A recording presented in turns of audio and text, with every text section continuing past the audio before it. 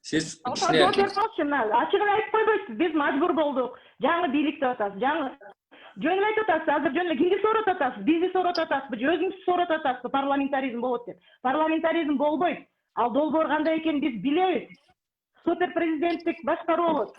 Бир мандаттык округ кирет. Ал жерде дагы сиз туруштук бере албайсыз. Бере албайсыз. Алыңыздан келбейт. Ошентип эле ачыгын айтпайсызбы? Мен колуман келбей калды. Мен аргасыз болдум деп эле. Бул жерде да оюн кылбайчы. Өзү ачыгын эле айтып койбойсузбу? Кичине абийириңизди сактап турбайсызбы? биринчи тонуңузду кичине эметип алыңыз. Сиз үйүңүздө кыйкырыңыз, мага эмес эжеке. Мен үйүмдөмүн. Кечирип коюңуз. Шайлоочулардын баарынын эле настроениясын айтып атам эске. Сизди колдогон адамдардын.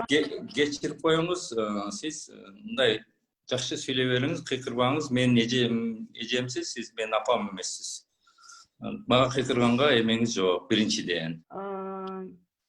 Алтынбек мырза мурда күнү шайлоо болот деп, шайлоого бир жакшы ыңгайлуу шарт түзүп берели деп баатыр болуп атканда билген жокпу? Сиз мага тийишпей эле сүйлөй бериңчи. Сиз эмне мага тийишип атасыз? Сиз мага эмне тийишип атасыз? Сөйлөгөнгө токтопой атасызбы? Сизге сын айтса болбойбу? Сиз кимсиз эмне? Индиядагы эмне уйсузбу сизге сын айтпаган? Сизге мен бир жаман сөз айтып атам. Сиз өкүлүсүз. Мен болсо шайлоочумун. Мен сизди шайлагам. Мен сизге сын айтам. Мен сизге сын айтпайт экен. Мен сизге тийишкен жокмун. Мен сизге сын айтып атам. Чыдаңыз ошого. Ошого чыдаңыз. Сиз суроого жооп бериңиз эжеке. Суроого жооп бериңиз мага. Мыйзамсыз жолго түштүңүз, кылмыш кылдыңыз. Мен сизге сын айтам. Чыдаңыз ошого. Сиз ажылдабай суроого жооп бериңиз. Сиз юристсиз. Сиз базардагы аял эмес.